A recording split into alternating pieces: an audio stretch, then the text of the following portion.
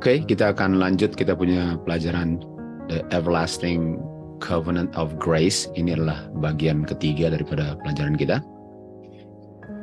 Kita mulai dengan kutipan Roh Nubuat. Dikatakan di sini bahwa The Covenant of Grace ini pertama dibuat dengan manusia di Taman Eden.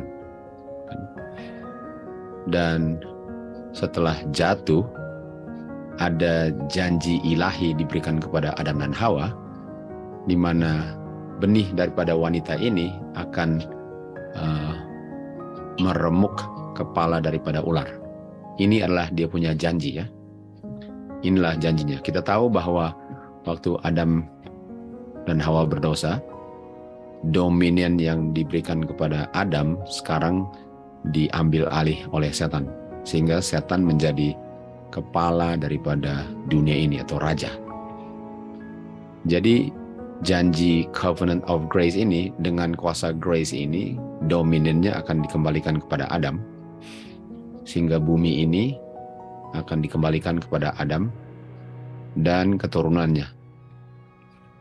Dan ini akan terjadi dengan ada janji ilahi, bukan janji manusia, ya. Dengan janji ilahi lah ini akan berhasil. Untuk semua manusia, covenant ini offer pengampunan dosa, dan bukan hanya dijanjikan pengampunan dosa, tetapi dijanjikan juga kuasa yang menyanggupkan mereka untuk setelah dosanya diampuni, tidak perlu melanggar, tetapi melalui iman dalam Kristus. Kita tahu grace itu diperoleh melalui iman. Dan janji ini pun menjanjikan kehidupan kekal seandainya atau dengan catatan mereka setia kepada hukum Tuhan.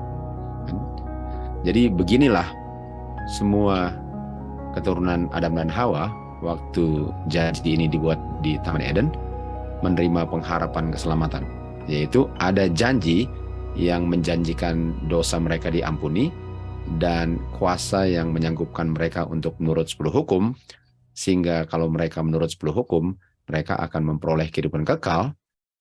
Bukan hanya kehidupan kekal, tapi dominion yang dirampas oleh setan dikembalikan melalui Kristus kepada Adam, dan rencana untuk manusia, Adam dan Hawa dan keturunannya untuk tinggal di bumi ini selama-lamanya akan menjadi kenyataan melalui ini Covenant of Grace. Okay?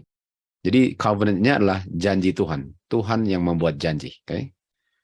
Jadi prinsipnya, apakah saya percaya nggak perkataan dan janji Tuhan itu? Apakah saya percaya apa yang Tuhan janjikan kepada saya? Dan janji itu ialah righteousness by faith, yaitu saya bisa diampuni dosanya, diberikan righteousness-nya Kristus, dan mempertahankan righteousness-nya Kristus kan dalam penurutan saya, dan semua itu saya terima melalui iman. Saya percaya nggak bahwa saya bisa memperolehnya? Kan? Dan ini pun dijanjikan untuk manusia bisa menurut melalui iman akan semua hukum Tuhan. Okay? Jadi ini diberikannya setelah mereka jatuh dalam dosa. Inilah pengharapan yang dimiliki oleh semua orang yang hidup di dunia ini. Di Efesus 2:8 dikatakan, oleh grace lah saya diselamatkan. Tapi grace itu saya terima melalui iman. Dan keselamatan itu bukan hasil usaha saya sendiri, kan? Bukan hasil pekerjaan saya sendiri. Okay? Keselamatan itu adalah hasil pekerjaan Kristus yang akan diungkapkan dalam penurutan saya. Okay? Inilah dia punya everlasting covenant of grace. Dan kalau saya percaya ini, saya tidak akan berusaha untuk menyelamatkan diri, karena itu adalah pekerjaan Tuhan. Okay? Tuhanlah yang bekerja untuk menyelamatkan saya, bukan saya. Saya punya bagian ialah melakukan apa yang saya perlu lakukan untuk menunjukkan bahwa saya tertarik dengan perjanjian ini dan menerima semua yang saya butuhkan untuk mengungkapkan penurutan itu dalam kehidupan saya. Di Efesus 2 mulai ayat 11 dikatakan, dulu kita adalah orang kafir di dalam daging. Artinya dulu kita di luar Kristus, dulu. Tetapi, dan dulu kita tanpa Kristus, kita adalah orang asing daripada Israel. Kita tahu Israel adalah Israel rohani kan. Dan kita dulu orang asing dari perjanjian covenant promise ini. Kita di luar daripada pagar covenant perjanjian Tuhan ini. Dan oleh sebab itu kita nggak ada pengharapan. Yang membuat kita nggak ada pengharapan ialah kita selalu mau melakukan apa yang Tuhan kehendaki dengan usaha kita sendiri. Sementara itu adalah hasil pekerjaan Tuhan yang saya ungkapkan hasilnya dalam kehidupan saya. Sehingga saya tidak ada pengharapan, selalu gagal. Sama dengan di Roma 7 ayat 15. Ayat 13, tetapi sekarang di dalam Yesus Kristus, yang mana dulu saya jauh, sudah dibuat menjadi dekat. Artinya dosanya sudah disingkirkan. Sekarang di dalam Yesus Kristus, saya dibuat menjadi dekat melalui darah Kristus. Kita tahu, kita sudah belajar tentang darah. Dan darah itulah gospel kan. Darah itu gospel dalam pelajaran pertama kalau nggak salah. Jadi dulu kita di luar pengharapan. Dan melalui perjanjian grace ini, saya bisa menjadi dekat dengan Kristus. Jadi Musa di Sinai, dia sudah terima covenant ini, sementara orang-orang Israel yang waktu mendengar 10 hukum menjauh, mundur dan menjauh, mereka di luar covenant ini. Sehingga mereka tanpa Kristus, orang asing tanpa pengharapan, dan mereka walaupun keturunan Abraham secara lahiriah, mereka bukan orang Israel rohani kan. Melalui darah Kristus lah ini bisa terjadi. Kita lihat di Keluaran 19, bahwa Tuhan bilang kepada Musa, bilang kepada the house of Jacob dan anak-anak Israel dan umat Israel ini, kamu telah melihat apa yang aku telah lakukan kepada orang-orang Mesir. Jadi yang Tuhan bilang adalah, sayalah yang bawa kamu keluar, sayalah yang dengan kuasa saya membawa kamu keluar, dan apa yang kamu lihat terhadap orang Mesir itu kuasa saya. Jadi sebelum diberikan cuplikan daripada dia punya covenant, Tuhan bilang, saya yang bawa kamu keluar dari Mesir, saya yang bawa kamu keluar dari perbudakan Mesir, sayalah yang bawa kamu ke padang belantara ini dengan kuasa saya. Dan berdasarkan saya yang lakukan semua itu, Tuhan bilang, sekarang kalau kamu menurut suaraku dan memelihara covenantku, kan? Jadi sudah bisa lihat ya, saya, kalau kamu. Okay? Artinya kamu nggak bisa bikin apa-apa karena semua yang terjadi saya yang buat. Jadi inilah perjanjiannya, ialah saya yang akan tolong kamu. Lalu di ayat 5 dikatakan, kalau kamu mau menurut atau mendengar suaraku dan memelihara covenantku, okay, kamu akan menjadi kerajaan keimamatan dan bangsa yang kudus. Okay. Jadi kita bisa lihat di sini, Tuhan bilang, saya, lalu perjanjiannya, kamu harus menurut. Artinya kalau saya mengerti itu, saya bilang, saya nggak bisa menurut, kecuali Tuhan yang bekerja untuk mengungkapkan penurutanmu dalam kehidupan saya kan. Itu jawaban orang yang mengerti, itu jawaban Musa. Nah ini orang-orang Israel, lain cerita kan, mereka nggak mengerti itu. Sehingga mereka masih di luar covenant, karena semua yang mereka janji kepada Tuhan ialah berdasarkan mereka punya usaha sendiri. Oke, di ayat 8 mereka bilang, semua yang Tuhan telah ucapkan kami akan lakukan. Oke, kami akan lakukan. Semua yang Tuhan bilang kami akan lakukan. Nah, kita tahu di Efesus 2 ayat 8 kan, tadi dikatakan, kamu nggak bisa buat apa-apa dengan usaha kamu, usaha kerja kamu. Okay? Artinya kalau mereka bilang, semua yang Tuhan bilang kami akan lakukan, itu sama dengan kami akan berusaha untuk menurut perintah hukummu. Yohanes 15:5 bilang, tanpa aku, kamu nggak bisa bikin apa-apa. Hanya melalui kuasaku lah, kamu bisa bikin segala hal yang sesuai dengan kehendak Tuhan. Mereka nggak ngerti itu. Nah, jadi kita bisa lihat di sini di Patriarchs and Prophets ini, ada perjanjian yang lain di dalam Alkitab yang namanya perjanjian lama. Perjanjian lama, Old Covenant. Another artinya sudah ada sebelumnya. Nggak bisa another itu kalau ini yang pertama. Artinya sama dengan di Wahyu 13 ada beast dengan another beast.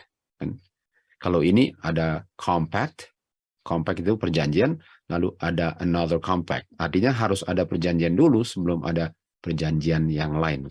Dan dikatakan sini perjanjian yang lain inilah namanya yang tua, the Old Covenant, yang dibuat antara Tuhan dengan orang-orang Israel di Sinai, yang dikonfirmasikan, di-ratified itu dikonfirmasi atau ditandatangani. Karena semua surat yang sah itu harus ditandatangani. Dan ditandatanganinya dengan tumpah darah. Dan yang ditumpahkan darahnya adalah darah binatang. Jadi perjanjian ini berdasarkan perjanjian Tuhan dengan orang Israel, yang orang Israel bilang, kami akan lakukan ini. Kita sudah tahu pasti akan gagal. Itu disahkan oleh darah binatang di Keluaran 24 ayat 7. Lalu, Miss White lanjut, tetapi perjanjian Abraham, perjanjian yang dilakukan dengan Abraham, di-ratified atau ditandatangani dengan darahnya Kristus. Itu tahun 31 AD. Darahnya Kristus. Jadi kita bisa lihat bahwa darah Kristus dengan darah domba beda di sini kan. Darah Kristus dengan darah domba beda. Dan itu covenant yang dibuat dengan Abraham yang tadi kita baca sudah dibuat di Taman Eden dengan Adam, yang adalah compact pertama atau covenant pertama, di mana Sinai itu covenant kedua, itu namanya yang kedua dan itu yang baru. Covenant yang kedua dan covenant yang baru. Jadi covenant yang kedua itu sudah ada sebelum yang pertama. Sementara yang kedua itu namanya baru, sementara yang Sinai itu namanya lama. Dan kenapa yang kedua ini baru kalau itu sudah ada duluan? Kenapa itu namanya kedua kalau itu yang pertama sebelum Sinai? Karena darah yang ditumpah itu untuk memeteraikan dia punya perjanjian, ditumpahkannya setelah darah lembu di Sinai. Setelah darah lembu di Sinai. Artinya yang menentukan nama daripada covenant itu kapan darahnya ditumpahkan. Bukan siapa duluan atau covenant yang mana duluan terjadi, tapi kapan disahkannya berdasarkan darah. Karena darah domba duluan itu namanya tua dan pertama. Karena darah Kristus itu setelah, itu namanya baru dan kedua. Dan New Covenant ini, yang darah Kristus, sudah berlaku di zaman Abraham. Sudah berlaku di zaman Abraham. Jadi pertanyaannya, kenapa sudah berlaku di zaman Abraham kalau darahnya ditumpah nanti tahun 31 AD? Karena sudah dikonfirmasi dengan janji Tuhan dan sumpah Tuhan. Jadi kalau Tuhan sudah janji dan Tuhan sudah bersumpah, dan kita tahu bahwa Ibrani 6:18 katakan bahwa Tuhan nggak bisa bohong, itu sama dengan sudah terjadi walaupun belum. Itu sama dengan Tuhan Yesus sudah mati di kayu salib walaupun belum.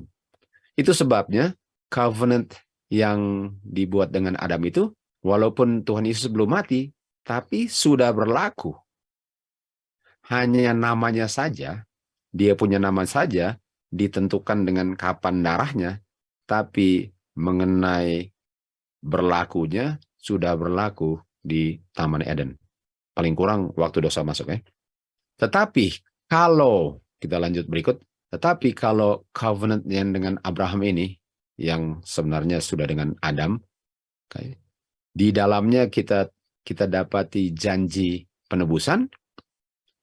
Kenapa harus ada covenant lagi di Sinai? Kenapa harus ada covenant lagi kalau sudah ada covenant yang sah, yang pasti akan menghasilkan orang-orang selamat? Kenapa mau bikin covenant lagi yang sudah pasti akan gagal? Kan ini pertanyaannya.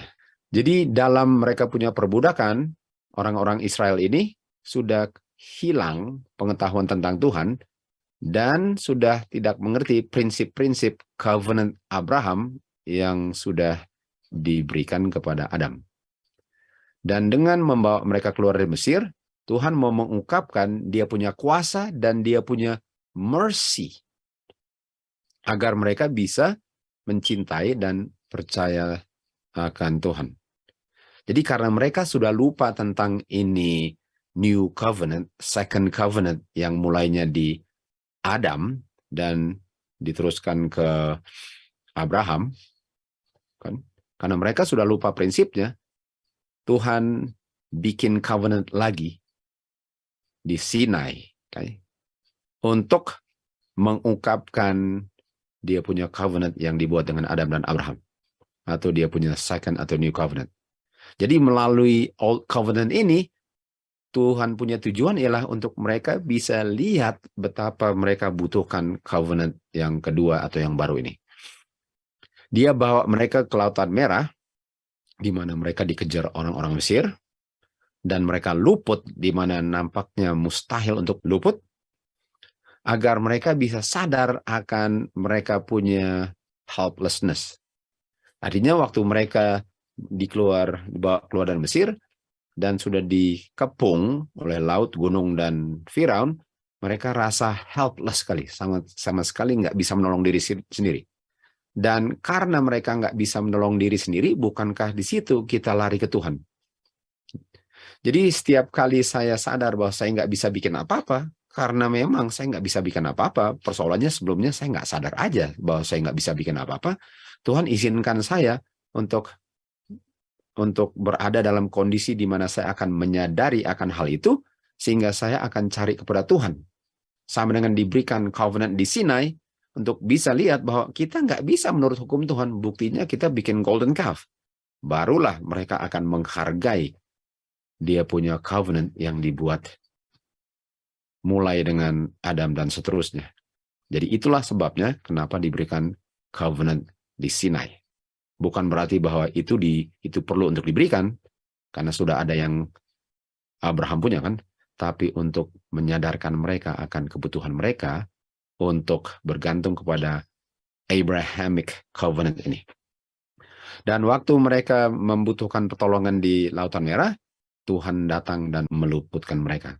Artinya, kalau saya mau berusaha untuk menghasilkan hasil daripada janji yang dibuat Tuhan kepada saya nggak akan pernah bisa. Sama dengan waktu Abraham mau memenuhi janji Tuhan melalui Hagar, dia nggak bisa. Sangat gagal. Dan disitulah dia bisa lihat, oh memang harus percaya Tuhan. Karena kalau nggak percaya Tuhan, nggak akan pernah terjadi. Artinya di Sinai, pas mereka lihat mereka nggak bisa, mereka bisa menghargai covenant grace ini yang sudah ada. Sudah diungkapkan kepada Adam dan Abraham dan seterusnya. Jadi dengan demikian mereka akan dipenuhi dengan kasih mereka dan syukur mereka kepada Tuhan dengan keyakinan akan kuasanya untuk menolong mereka. Tetapi ada kebenaran yang lain yang perlu diimpress di pikiran mereka.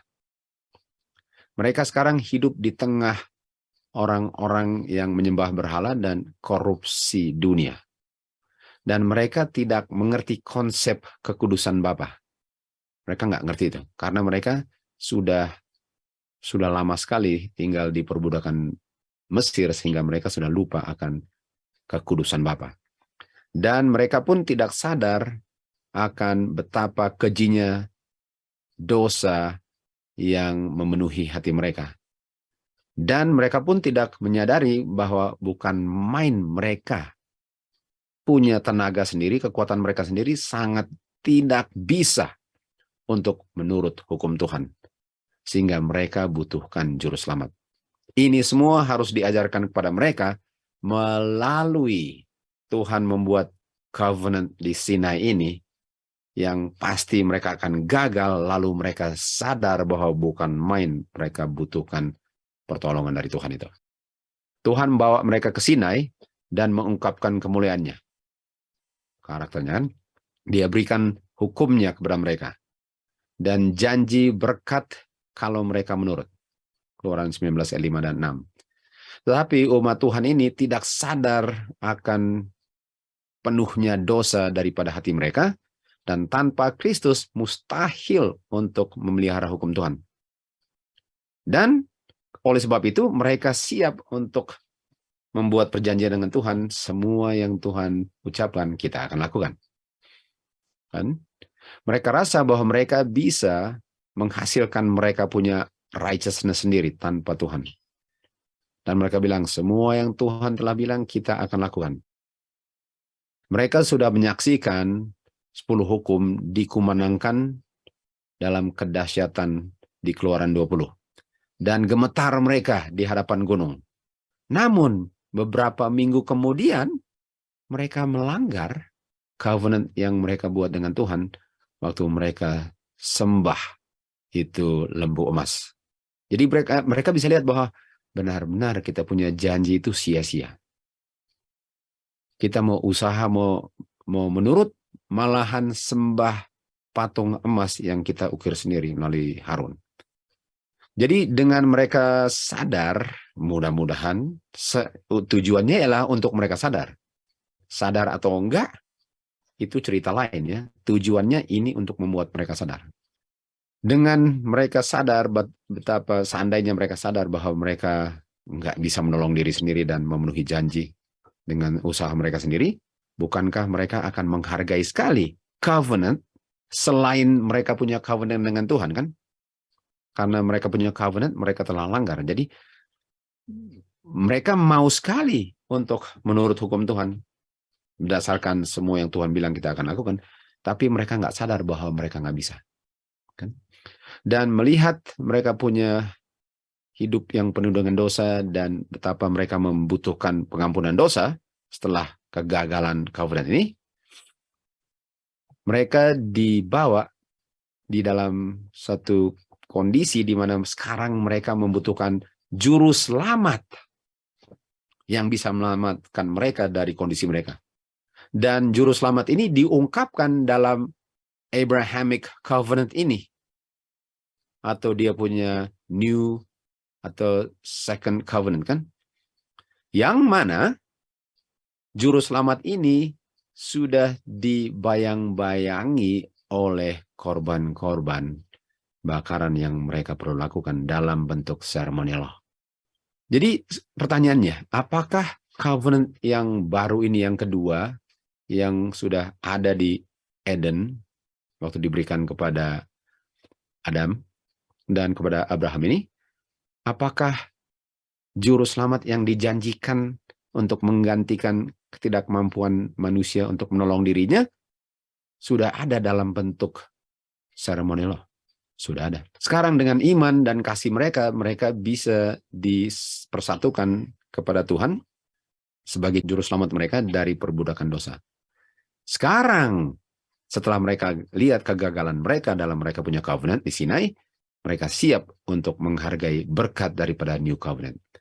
Jadi, itu Old Covenant itu sama dengan Abraham yang berusaha melalui Hagar untuk memenuhi janji Tuhan.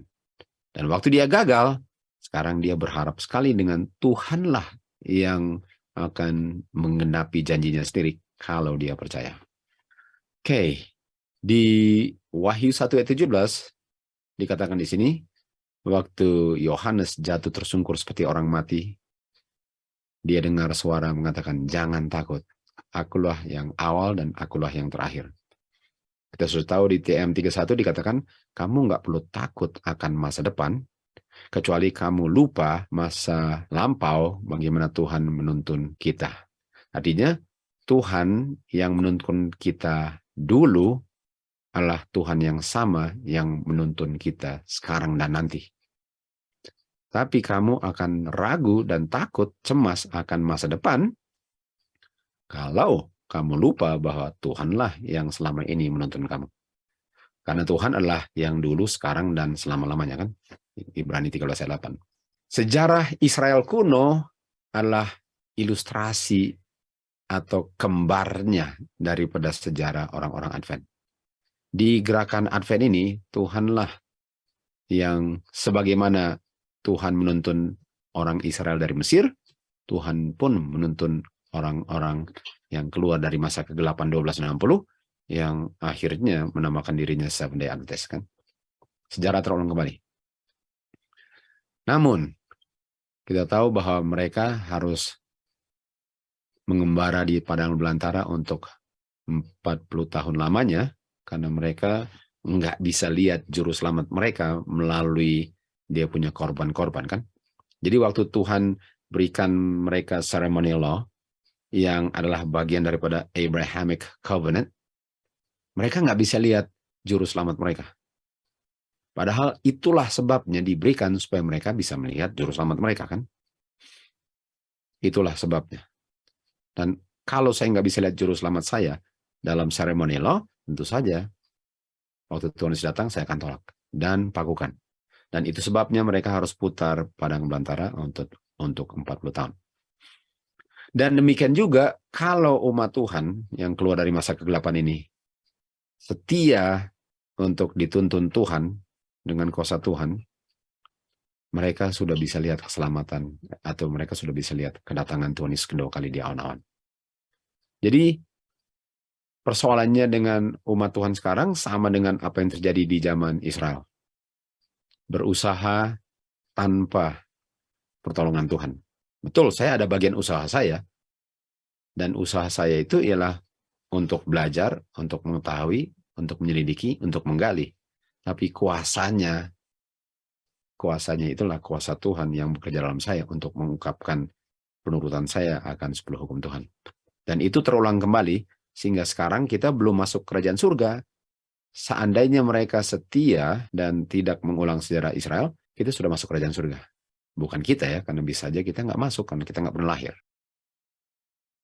Di sini katakan, Kristus sedang menunggu dengan satu keinginan yang besar untuk dirinya diungkapkan dalam gerejanya. Jadi menunggu. Prinsipnya Tuhan Yesus menunggu. Dan kita tahu yang dia tunggu ialah karakter Bapa diungkapkan dalam gerejanya, yang adalah karakternya sendiri, kan? Dan itu hanya bisa terjadi kalau saya memandang karakternya, memandang glory-nya, melihat Tuhan Yesus dalam semua yang saya lakukan. Sebelum kayu salib, melihat Tuhan Yesus di dia punya service daripada ceremonial law.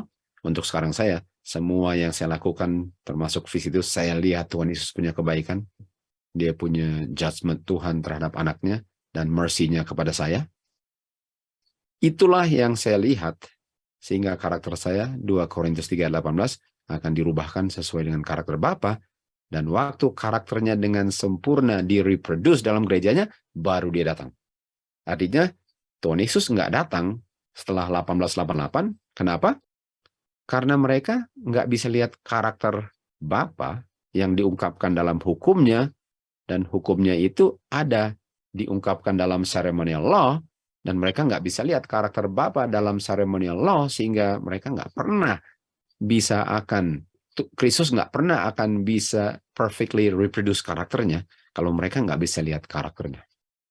Jadi itulah yang akan menentukan kapan Tuhan Yesus datang.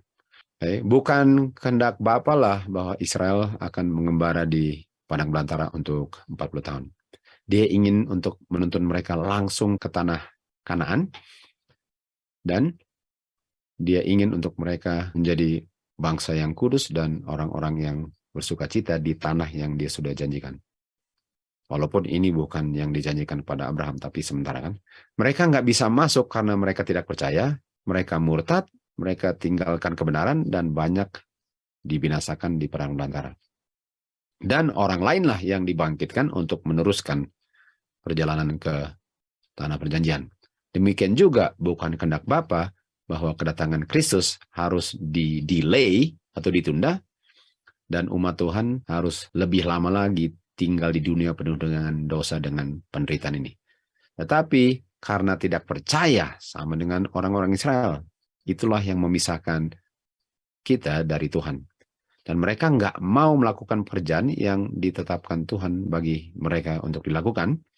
Sehingga sekarang Tuhan akan bangkitkan dan selalu membangkitkan orang lain untuk melakukan pekerjaan yang mereka tidak melakukan. Dalam kemurahan Tuhanlah ke dunia ini, Tuhan menunda kedatangannya, agar orang-orang berdosa yang nggak pernah ada kesempatan untuk dengar, bisa ada kesempatan untuk mendengar pekabaran ini, dan di masa kepicikan Yakub, mereka tidak perlu kena dia punya kutukan laknat 7 terakhir sebelum Tuhan datang. Jadi inilah yang sedang ditunggu. Dan penting sekali untuk mengerti 10 hukum, statutes dengan dia punya judgment, semua yang Tuhan berikan bagi kita, karena dengan kita mengerti itu dan menghidupkannya dalam kehidupan kita, dan melakukan apa yang kita perlu lakukan, Tuhan Yesus akan segera datang. Ibrani 4 ayat 1 dikatakan, hati-hati karena nanti janji yang dia janjikan kepada kita bisa saja kita tidak peroleh. Kenapa? Ayat 2, karena kita sudah diberikan kepada kita gospel, kuasa Tuhan itu. Gospel adalah Tuhanlah yang bekerja dalam saya, kan? Bukan saya yang berusaha. Sudah diberikan gospel, dan gospel itu dalam bentuk sanctuary, kan? Dan gospel inilah yang memberi pengampunan terhadap dosa saya dan memberi kekuatan untuk tidak berdosa lagi. Dan menurut 10 hukum, dengan catatan saya mengerti prinsip 10 hukum, inilah gospel, kan? Karena kita sudah terima gospel, sebagaimana mereka pun sudah terima gospel, dan banyak mereka yang terima gospel nggak masuk karena tidak dicampur dengan iman. Artinya gospelnya diterima, nggak ada iman, artinya apa? Usaha sendiri. Waktu mereka terima gospel, mereka berusaha dengan tenaga mereka sendiri untuk memenuhi janji itu.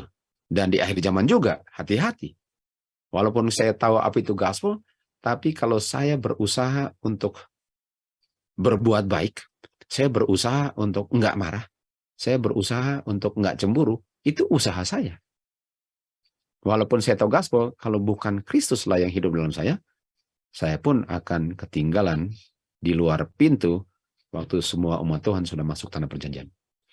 Roma 6 ayat 1 dan 2 katakan, apakah kita akan tetap berdosa agar grace bisa diberikan dengan limpah? Oh tidak, nggak bisa. Artinya grace itu untuk tidak berdosa. Grace itu bukan untuk saya bisa diampuni walaupun saya berdosa terus. Grace itu untuk nggak berdosa lagi, kan? Dan kita tahu gospel itu kuasa grace. Jadi grace itu bukan hanya Tuhan mengampuni saya, tapi memberikan kuasa untuk tidak berdosa lagi. Dan itu adalah kalau saya ada iman. Itu hanya bisa kalau ada iman.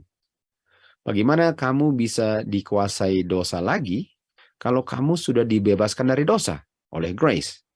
Artinya untuk masuk ke dalam dosa ialah untuk tinggalkan grace. Kamu kan sudah tidak dituduh hukum sebagai pelanggar, karena kamu sudah di bawah grace, dan grace itu membuat kamu tidak melanggar. Kenapa mau masuk ke dalam dosa lagi? Dan untuk masuk dalam dosa ialah untuk tidak beriman. Keselamatan manusia ialah percaya Tuhan yang bekerja. Sama sekali bukan bagian saya. Oke, itu dia punya janji ya. Dia punya janji covenant ialah saya percaya nggak bahwa Tuhan bisa memenuhi janjinya, dan bagian saya adalah percaya, dan semua yang diperintahkan saya lakukan saja. Karena waktu saya lakukan, itu Tuhan, roh Tuhan bekerja dalam saya. Bukan usaha saya, tapi pekerjaan Tuhan yang diungkapkan dalam kehidupan saya, dengan rohnya bekerja dalam saya. Oke, kita akan masuk ke 2 dispensasi sekarang. Oke, ada 2 dispensasi. Apa ini 2 dispensasi? Kita lihat di sini bahwa nomor 1, konklusi, ini Uriah Smith ya. Konklusi sangat jelas, dia bilang bahwa ada 2 covenant. Nah, kalau 2 covenant, saya setuju kan? Kalian juga setuju. 2 covenant, Old Covenant, New Covenant, First Covenant, Second Covenant. Ada 2 covenant. Dan 2 covenant ini, kita bisa lihat ada 2 grand division, 2 bagian. 2 bagian daripada pekerja yang surga telah kerjakan untuk keselamatan manusia. Jadi ada 2 bagian Ada dua bagian pekerjaan Kristus selamatkan manusia. Artinya Tuhan punya pekerjaan untuk menyelamatkan manusia bisa dibagi dua katanya. Dibagi dua dispensasi. Dua dispensasi. Artinya bagian pertama Tuhan bekerja, cara Tuhan bekerja bagian pertama beda dengan cara kedua. Lalu kita lanjut, dan kepada Tuhan Yesus, mediator daripada New Covenant. Okay? Tuhan Yesus adalah mediator daripada New. Okay?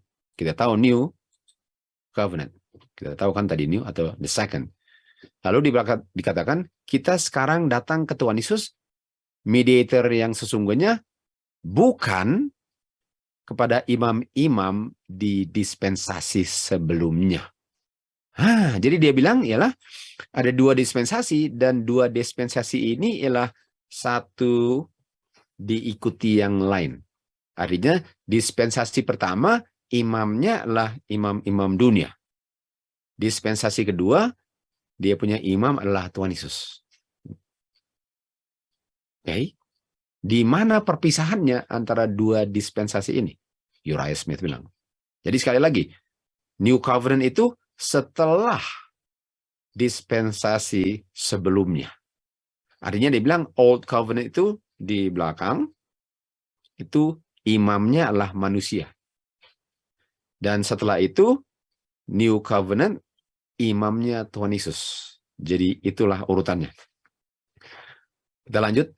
Dan darah yang dipercik bicara tentang hal-hal yang lebih baik daripada yang Abel punya. Yaitu, sekarang ada yang minister bagi kita, darah Tuhan Yesus, korban yang lebih baik, yang benar-benar mengambil dosa kita sebagai kenyataan. Bukan darah-darah binatang yang hanya simbol. Artinya, dia bilang, dispensasi pertama, Old Covenant, right? Old Covenant, First Covenant, itu saya harus hadapi imam dan darah domba. Jadi di situ nggak ada Tuhan Yesus sebagai imam, nggak ada darah Tuhan Yesus. Di New Covenant, itu darah Tuhan Yesus dan Tuhan Yesus imamnya. Jadi boleh dikatakan bahwa sebelum the New Covenant, nggak ada keselamatan. Karena darah domba nggak bisa selamatkan. Imam hanya Tuhan Yesus selamatkan. Jadi apakah ada keselamatan di dispensasi sebelum New Covenant ini? Uriah Smith bilang, okay? Apa artinya? Bisa lihat dengan jelas, okay, bahwa semua ini kita harus mengerti masuk dalam dispensasi, kan? Bagaimana semua privileges atau kesempatan dan berkat di bawah gospel. Okay. Artinya semua berkat yang saya terima dari gospel, kita tahu gospel menyelamatkan, kuasa Tuhan yang menyelamatkan, kita bisa nikmati, tapi kita nggak bisa nikmati di dispensasi sebelumnya. Baik, ini dia. Kita tidak bisa nikmati di dispensasi sebelumnya. Artinya dispensasi sebelumnya nggak ada gospel. Tunggu. Bukankah gospel mulainya di Eden? Jadi dia bilang dari Eden, saya akan bilang sampai kayu salib nggak ada gospel. Nanti setelah kayu salib baru ada gospel. Itu yang dia bilang dua dispensasi, oke? Ini dia punya gambar.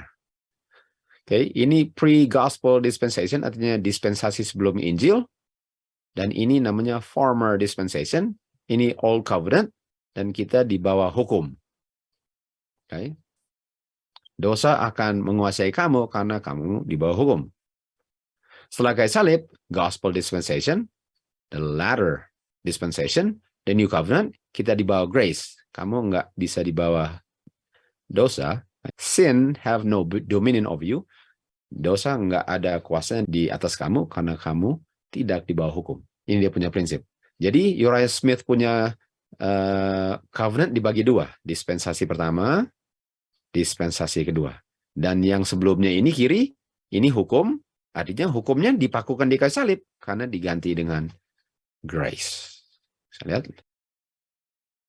Lalu kita ke Wagner. Sebagaimana Kristus disembelih dari fondasi bumi ini, dia pun dibangkitkan dari kematian dari fondasi bumi ini. Jadi Tuhan Yesus nggak hanya disembelih di fondasi, dia pun sudah bangkit dari fondasi. Jangan tunggu kayu salib baru dia bangkit. Kita tahu di Wahyu 13:8 Tuhan Yesus disembelih di foundation. Dan dia tambahkan, dia pun bangkit. Karena kalau dia bangkit, artinya gospel sudah mulai di Eden. Karena Tuhan Yesus menyelamatkan manusia dengan kehidupannya. Dengan kehidupannya. Dan kalau dengan kehidupannya, artinya dia harus bangkit dulu. Tapi kalau dia bangkitnya 31 AD, artinya nggak ada yang bisa diselamatkan oleh kehidupannya sebelum kayu salib, dan kehidupan domba tidak bisa menyelamatkan. Oleh sebab itu, dispensasi Kristen ini mulainya di saat mulainya manusia jatuh, paling kurang. Paling kurang. Artinya mulai diactivate lah. Karena kita tahu ini namanya everlasting covenant, artinya sudah ada di Sakarya 6:13 kan, tapi mulai diactivate di Eden. Artinya di saat manusia berdosa sudah ada kuasa yang sanggup menolong dia, dan kuasanya namanya adalah gospel. Kalau dibilang memang ada dua dispensasi, betul. Dispensasi mati, dosa dan mati, dan dispensasi righteousness dengan hidup. Dan dua dispensasi ini jalannya paralel sejak jatuh. Paralel. Sementara kita lihat Uriah Smith punya bukan paralel. Ini kayak gerbong kereta api diikuti gerbong yang lain. Sementara Wagner punya pengertian adalah ada dua gerbong. Satu di rel kiri, satu di rel kanan sejak manusia jatuh dalam dosa. Memang ada dua dispensasi, tapi paralel. Jadi katakan sini bahwa kapan saja orang itu bisa dari yang lama ke yang baru. Dan di saat dia pindah dari lama yang baru, semua yang lama sudah digantikan dengan yang baru. Musa berada di dispensasi yang baru. Abraham dalam kehidupannya sebelum kayu salib, di lama lalu ke baru. Yakub sebelum kayu salib, lama ganti ke baru sebelum kayu salib kan.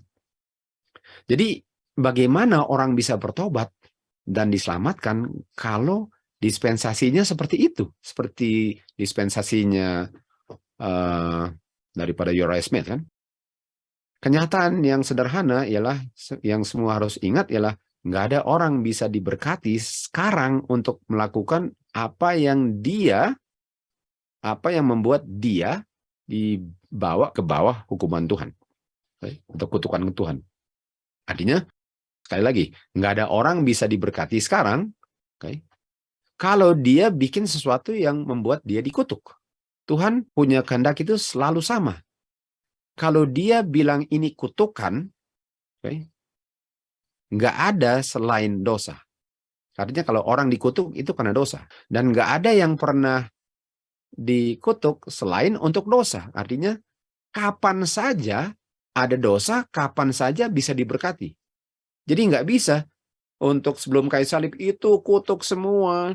Lalu setelah itu berkat semua di mana nggak ada yang dikutuk. No, kutuk dan berkat bisa berdampingan, dan saya bisa ganti rel kereta api kapan saja.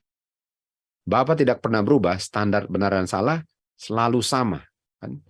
Apa saja dibilang sini, apa saja yang membuat orang terkutuk 4.000 tahun lalu akan membuat orang itu terkutuk hari ini. Di dua dispensasinya Uriah Smith nggak bisa. Nggak bisa.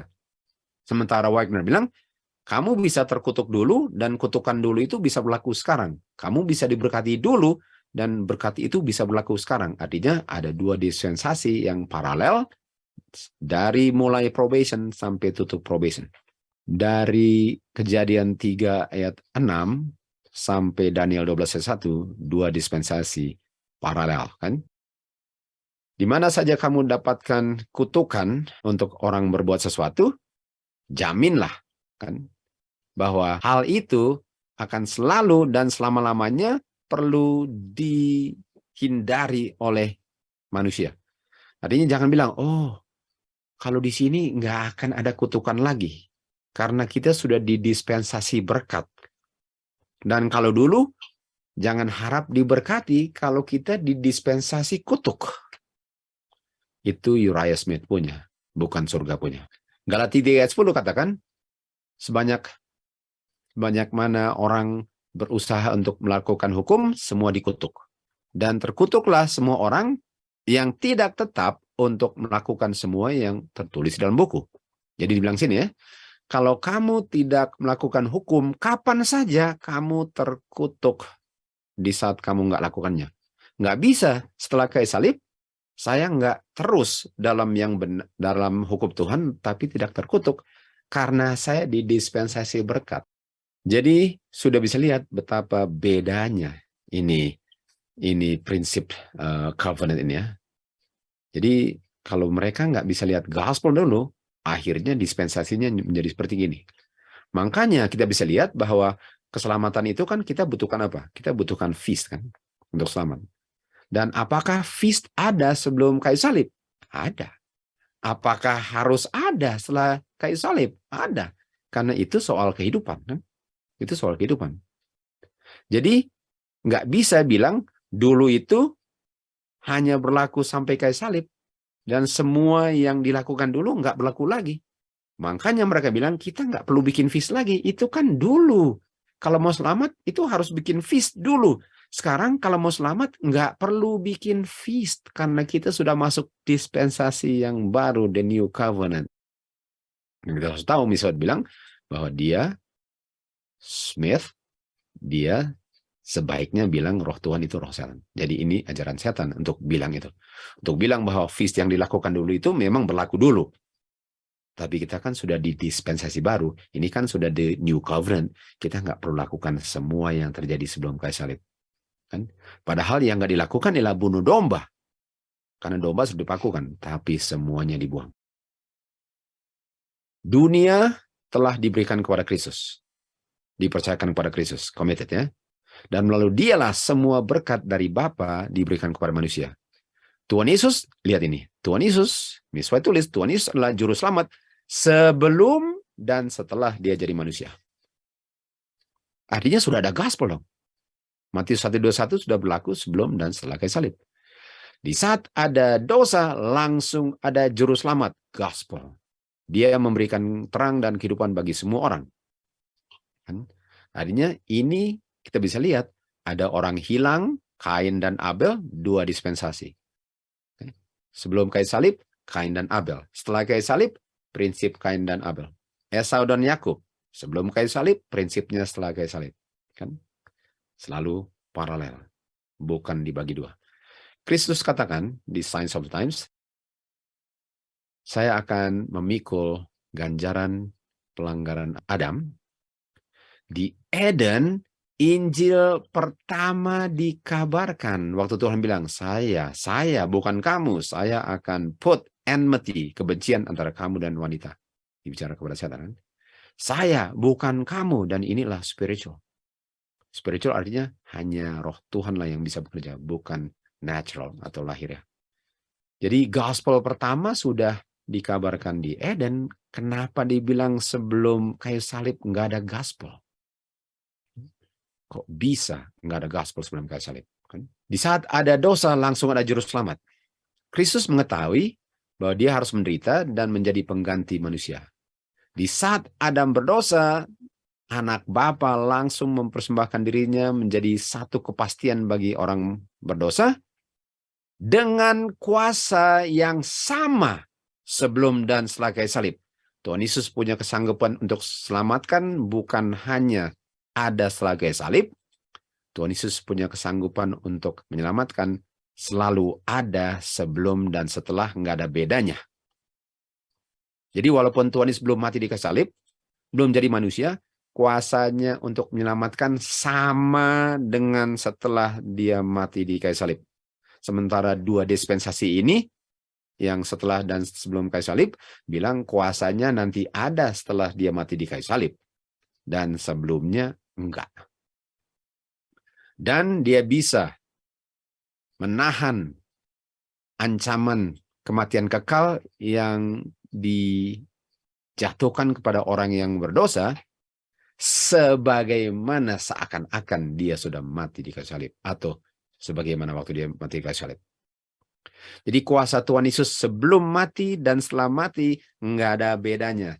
Orang yang diselamatkan sebelum 100% untuk menyelamatkan kuasanya sama dengan orang yang setelah kayu salib mau diselamatkan. Dan kalau tolak, sama-sama hilang sebelum dan setelah kayu salib. Paralel. Bukan gerbong kereta api punya prinsip. Nah, ini dispensasi yang saya mau bandingkan antara dua ya. Jadi dari Eden, terang dari surga sudah ada kan? Dan ini namanya Gospel Christian Dispensation sebelum dan setelah kayu salib. Dan ini New Covenant paralel dengan Old Covenant. Ini yang benar. Sementara yang Uriah Smith punya, ini kegelapan ini. Ini nggak bisa lihat behind the veil. Ditutup wajahnya kan. Kalau ini nggak ditutup wajahnya. Ini Old Covenant, lalu kayu salib baru New Covenant. Dan kita tahu, di sini ada feast kan? Di sini ada feast. Dan kalau kita ikut dispensasi dua ini, okay, dual dispensation ini berdasarkan Uriah Smith, semua feast, semua di sini nggak akan dibikin di sini lagi. Sementara kalau kita ikut dia punya dispensation paralel ini, semua feast ini jalan terus, nggak ada yang berubah. Yang berakhir hanya kematian. Hanya kematian yang berakhir. Bukan main. Bukan main mengerikannya ya. Oke, Covenant of Grace ini dibuat di Eden. Covenant ini diperbaharui kepada Abraham dalam janji. Oke. Sudah diterima melalui iman dan ratified, dikonfirmasi dengan Kristus. Itu namanya New Covenant. Hukum Tuhanlah dasar daripada covenant ini. Abraham punya covenant disahkan oleh darah Tuhan Yesus, namanya the second atau New Covenant. Kan? Dan itu terjadi second dan new itu karena namanya berdasarkan darah yang mana yang ditumpahkan di luar. Yang tadi kita lihat kan. Sama dengan di Keluaran 24 ayat 7. Dikatakan semua yang Tuhan lakukan, yang Tuhan perintahkan, kita akan lakukan. Lalu Musa ambil darah, ini darah daripada Old First Covenant, lalu dituangkanlah darahnya, dan berdasarkan itulah covenantnya. Itu sebabnya karena darahnya domba dituangkan duluan di Sinai, itu namanya first dengan old. Okay? Tetapi kalau Abraham punya covenant ini, ada dia punya promise, janji daripada penebusan, kenapa dibutuhkan covenant lain di Sinai kan? Dan kita sudah belajar tadi.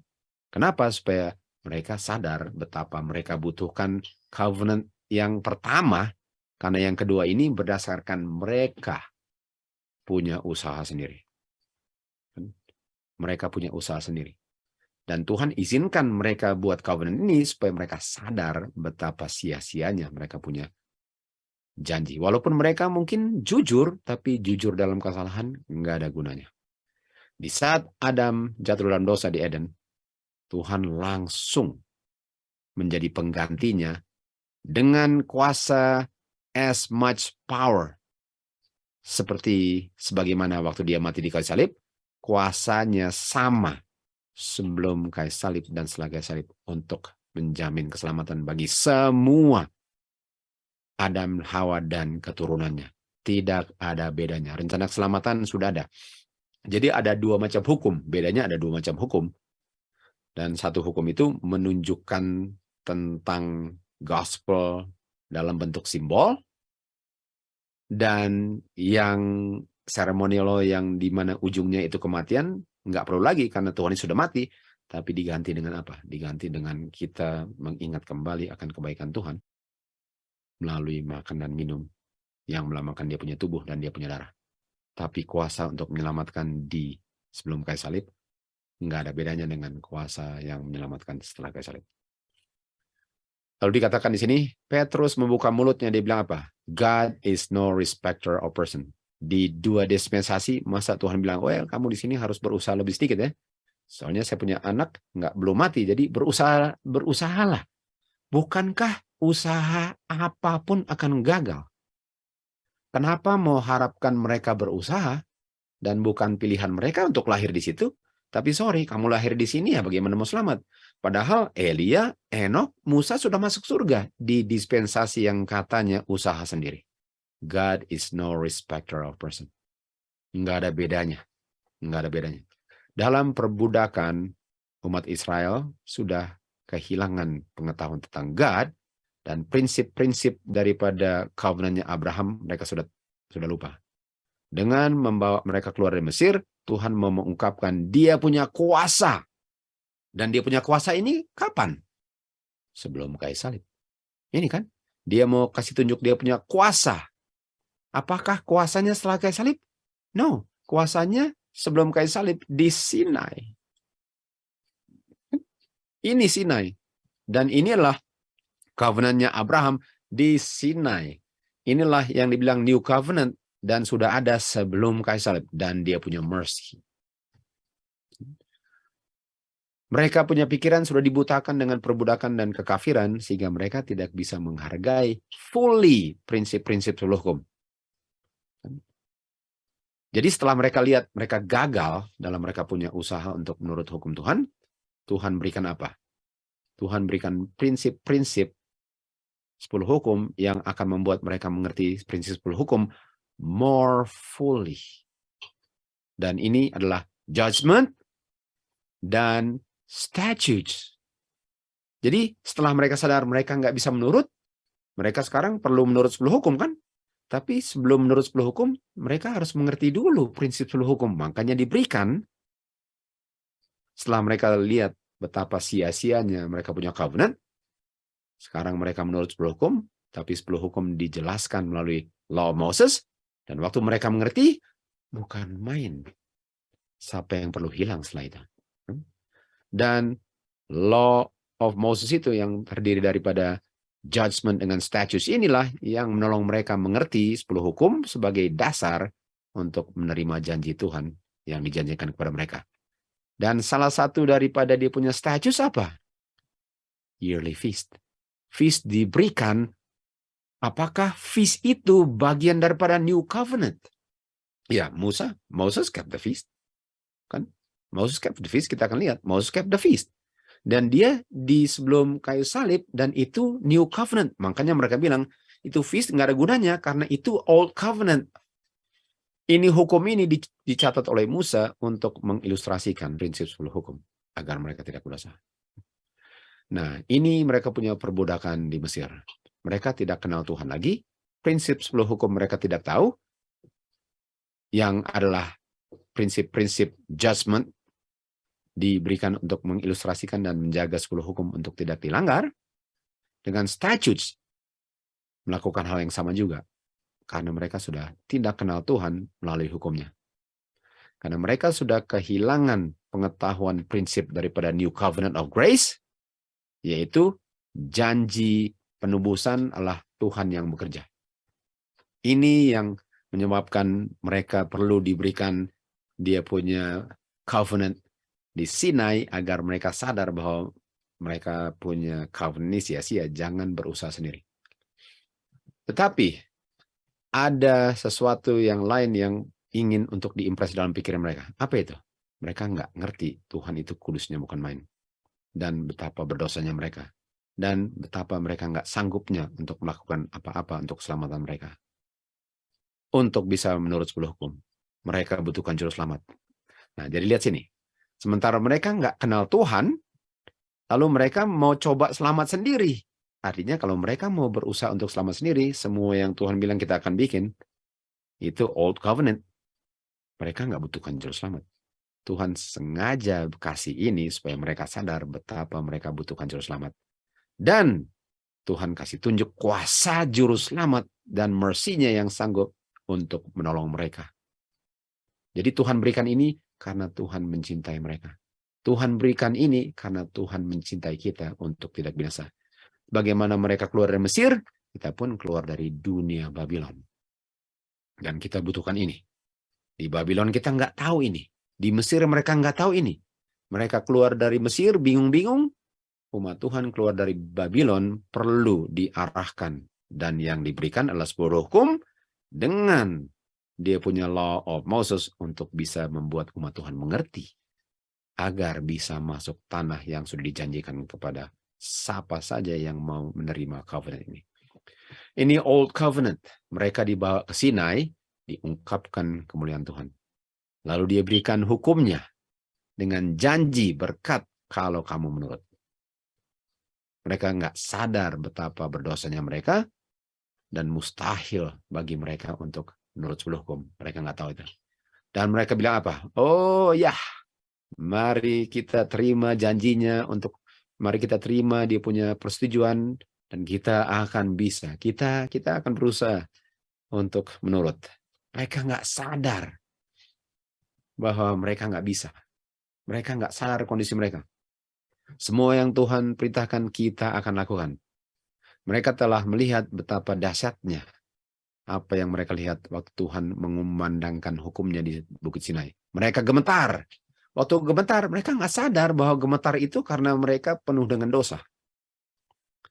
Hanya beberapa minggu kemudian, mereka sembah patung emas. Mereka sembah patung emas. Ini Old Covenant. Jadi kalau Old Covenant itu dibilang sampai di kayu salib, apakah Old Covenant sampai kayu salib atau enggak keluar Sinai? Kira-kira Old Covenant masih berlaku kalau di Sinai sudah tumbang semua? Mereka melihat betapa berdosanya mereka dan perlu pengampunan dosa. Mereka sadar betapa mereka butuhkannya juru selamat. Di mana diungkapkan juru selamatnya di New Covenant dalam bentuk sacrificial offering atau ceremonial law. Sekarang mereka bisa hargai berkat New Covenant untuk mereka melalui dia punya apa? Ceremonial law. Nah, ceremonial law nggak dibikin lagi. Ceremonial law nggak dibikin lagi. Apa ada yang Tuhan bilang setelah kayu salib? Saya mau institusi sesuatu. Jamuan. Feast. Itulah yang membuat kita selalu melihat apa yang kita perlu lihat tadi katanya. Yang kita perlu lihat tadi. Kan? Dia punya power dan dia punya mercy. Itulah yang kita perlu lihat. Dan juru selamat kita. Waktu kita bikin kita punya feast. Sebagaimana waktu mereka bikin mereka punya ceremonial law. Mereka lihat Tuhan punya power. Dia punya mercy. Juru selamat. Waktu kita bikin kita punya feast. Make sure lihat power, mercy dengan juru selamat kita. Kalau enggak, sia-sia semua itu. Jeremia 31 katakan, saya akan membuat covenant yang baru dengan umat Israel dan Juda. Covenant baru kan? Bukan sesuai dengan covenant tua yang saya buat dengan mereka di Bukit Sinai. Yang mereka langgar. Bukan Tuhan yang langgar, mereka yang langgar. Dan apa yang Tuhan bilang, inilah covenant yang saya akan bikin dengan mereka. Saya akan tulis hukum saya di hati mereka. Saya akan tulis di inward parts mereka. Jadi beda daripada Old dengan New Covenant apa? Yang satu ditulis di loh batu, yang satu ditulis di hati manusia. Dan kalau ditulis di dalam hati, apa yang terjadi? 5:1-10, by the Spirit, create in me. Ciptakanlah kembali di dalam aku hati yang bersih dan memiliki right spirit, roh Tuhan. Artinya covenant itu antara dua. Apakah saya waktu lihat 10 hukum saya bilang saya mau menurut itu? Atau apakah hukum yang ditulis di dalam hati, roh Tuhanlah yang bekerja untuk mengungkapkan penurutan Kristus yang saya terima waktu saya ada iman dan di-impute dia punya righteousness. Righteousness by faith ialah mengungkapkan karakter Kristus dalam saya. Righteousness by works, saya lihat hukum, saya berusaha untuk tidak melanggar. The old and the new covenant. Mana yang kita mau pilih? Karena inilah yang akan menentukan kapan, berapa segera Tuhan akan datang. Covenant itu yang new ini di-establish dengan janji yang lebih baik. Di mana orang punya dosa diampuni, diberikan grace, diberikan hati yang baru, dan sekarang dia harmoni, sinkron dengan prinsip-prinsip hukum. Kita tahu prinsip Law Moses. Dan dia bilang, saya akan letakkan hukum saya di dalammu, dan menulis di dalam hati kamu. Saya akan ampuni kamu, dosamu tidak akan diingat lagi, Karena mereka nggak akan cetak lagi. Kalau roh Tuhanlah yang berdiam dalam mereka kan. Hukum yang sama itu yang diukir di dua lau batu sekarang ditulis oleh Roh Kudus di dalam saya punya hati. Saya nggak perlu untuk berusaha untuk menghasilkan kebenaran saya selain terima Tuhan Yesus punya kebenaran yang ditulis dalam hati saya lalu saya ungkapkan dalam kehidupan saya. Tuhan Yesus punya penurutan diterima waktu saya menerima righteousness Kristus. Jadi yang Bapa lihat ialah anaknya punya penurutan waktu saya terimanya melalui iman. Lalu saya punya hati diperbaharui oleh Roh Kudus. Melalui grace-nya Kristus, saya bisa hidup menurut akan semua hukum Tuhan yang ditulis dalam saya punya mind, bukan ditulis di batu. Jadi kalau firman Tuhan masuk, saya izinkan Roh Tuhan masuk dengan iman, itu pengertian semuanya di dalam pikiran saya, bukan hanya saya baca apa yang saya lihat di kertas atau di dewa loh batu. Dan Roh Kuduslah yang menolong saya untuk ingat dan tidak melayani daging dan melakukan apa yang Tuhan kehendaki untuk saya lakukan. Dan dengan demikian Tuhan akan memenuhi janjinya karena saya percaya itu, dan saya akan menerima tanah perjanjian dan hidup di tanah itu untuk selama-lamanya. Jadi the old covenant nggak ada keselamatan di situ, kan? The old covenant nggak ada keselamatan. Promise, janji penebusan nggak ada Kristus. Dalam beberapa minggu mereka sudah langgar berdasarkan perbuatan usaha mereka sendiri, berdasarkan kemampuan dia sendiri untuk menurut 10 hukum. Dia nggak bisa harap Tuhan please dengan apa yang dilakukan. Dan itu berdasarkan hukum yang ditulis di batu. Tulis di batu kan, itu old covenant. Dan the same law in the new covenant, hukum yang sama tapi bedanya ditulis di mana kan? Kalau ini di batu, yang satu di hati kan. Sementara di new covenant dibilang ada janji penebusan, ada juru selamatnya, dan ini kekal bukan cuma beberapa minggu, berdasarkan Kristus punya perbuatan, berdasarkan Kristus punya kemampuan untuk menurut, dan saya bisa mengharapkan God is pleased dengan saya, dan hukum itu ditulis di dalam hati. Dan padahal hukum itu ada di Old Covenant, tapi salah penempatan tulisnya.